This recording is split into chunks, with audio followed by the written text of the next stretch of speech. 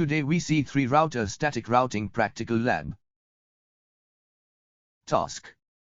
Create topology as given. Give IP addresses to routers and PCs as shown. Give static routes to R1, R2 and R3 to get connectivity.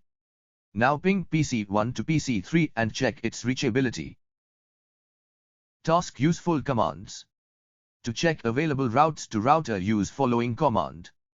R1 config #do ship route. To give static route, use following command. R1 config #IP route network, then subnet mask followed by next hop address. Steps to follow. 1. Basic IP configuration of routers. 2. Check available network routes of router by command router config #do ship route.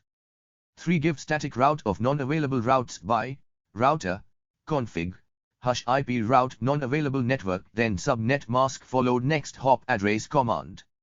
4. Again check routes of network by command router config #do ship route. 5. Configure IP to PCs. 6. Ping PC1 to PC2 and PC3.